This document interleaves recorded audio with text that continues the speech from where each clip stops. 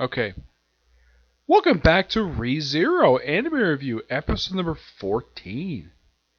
This will be the 28th episode of the series, which is also the third episode of season 2 of ReZero, the long-awaited reunion.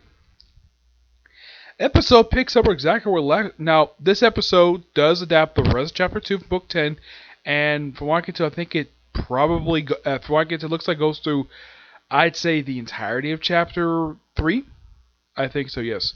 The episode starts off exactly where last week's episode left off, with Subaru face to face with the Witch of Greed. Yep, the Witch of Greed. And this whole scene is pretty much most of the same as was in the book. I can't think of any differences. I remember the scene exactly from the book, from the light novel this is based on, and I don't think there's any changes this one. No, but it does introduce the other witches that's basically probably gonna show up in the act. That's from what I can tell, gonna show up in the act series itself. Yeah, she just basically invites us to sit down and have tea. She introduces herself as Elena, the Witch of Greed, and there's Baxter with her in Roswell later. So Subaru sits down, gulps down the entire cup of tea, no problem. And apparently it's kind of like a truth elixir or whatever. Like she really wants him to ask the question and ask about the sanctuary. Of course, she does get info like on all the witches, and from what I can tell, it's mostly accurate. From what I can tell, I mean, it's been like a month since I've read the actual novel itself, but it's a pretty accurate at the moment. And of course, well, Subaru does something that I completely unexpected. Touches a woman who's not either Emilia or Rem. Yeah, touch on the shoulders.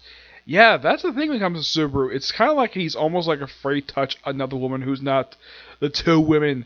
One who's in love with him, the other one he has another woman he has thing for, which he did reveal his feelings for. He did confess his feelings for at the end of season 1.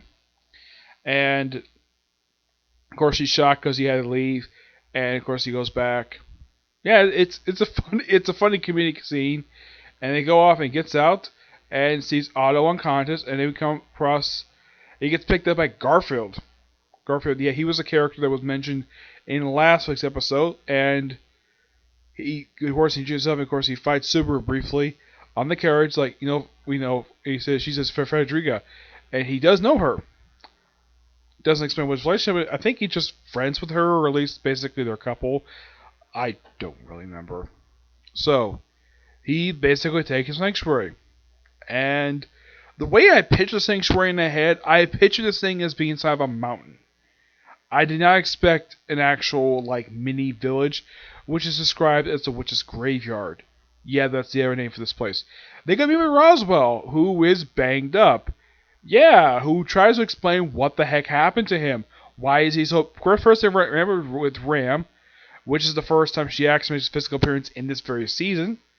Yeah, she disappeared like toward the end of season 1, and now she reappears here. And it seems like Subaru really wanted to ask her about her sister. And meet Roswell, who reveals that him and the witch agreed, Elena, that his family and her have been, let's just say, close friends for a long time.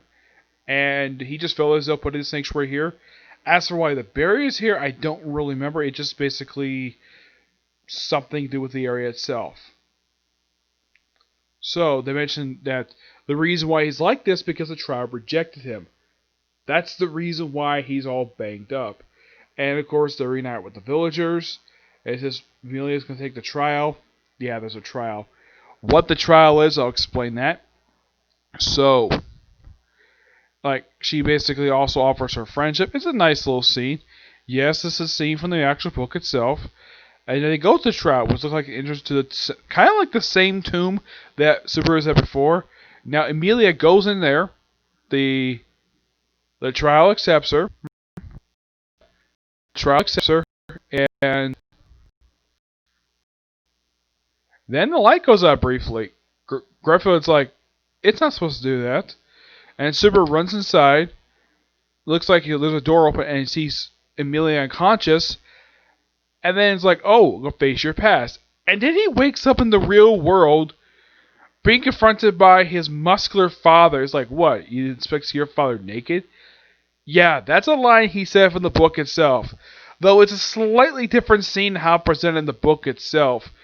Because he just opened a door to his dad naked in a bathroom. And I'm surprised they kept the line here, even though the scene is slightly different presented than the actual book itself. He's actually wearing a pair of pants. And that's on the end of the episode. Now, for all the Isekai series I've watched, this is the first one. Even the book, basically, this was strange. Because all the Isekai books I've seen, the character never returns to the real world at all. Never returns to the world at all. This is the first one I've seen where it does happen. I think it, as far as I can tell, it does happen in other series I'm planning on watching, but I'll get to that one when I get to it. But yeah, this is the first one I've seen it where it happens. And kind of a strange ending. Well, I think this actually ended. This scene where he gets confronted by his father, this is what pretty much ends chapter 3 in the book. So it's like this episode just finishes up chapter 2 and just goes to the entire chapter 3, which it does a pretty good job of that.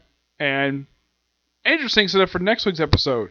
Now, unlike, let's say, other series like Black Clover, which does announce what the entire next episode is, I have to wait the following week for the next title episode. That's simple gist of it. All in all, really good episode. And I love the pacing of this one. It was not fast, it was pretty easily brisk pace. And, well, can't wait for next week. And it's nice though, they kind of... Now, in the case of the witch grease scene, that took up about the first, I'd say, 10 minutes of the episode.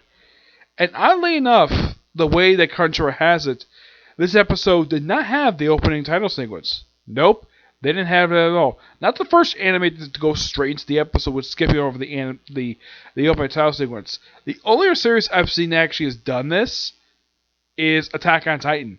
Yeah, but that was a really good episode. Just like this one was. I've heard something that if an episode doesn't start with the opening title, a lot of the time it turns out to be a really good episode. And this was a really good episode. And kudos basically for the studio who made this episode. I'm definitely looking forward to watching the next week's episode, which will be the 29th episode of the series. And just by sheer coincidence, it's going to release on the 29th of this month. Which, I don't know, but just by sheer coincidence, it just happened to be that way. Now, I know that this season was split in half, so this is where the first 12 episodes first, and then go for 13. I think it's like the first 12, 13, so let's see. I think 12. So it'll probably end with either, like, the first half of the season, it'll stop at either 36 or 37 before it goes on its break for about 2 months. Yep. But yeah, that's it for this particular review. I have no other videos planned for today because it's getting half late. So expect to see about 1 or 2 videos tomorrow. Yeah, I probably will do just a comic corner if I get a chance to. If not, well, worry about Friday, okay? See you next video. Bye.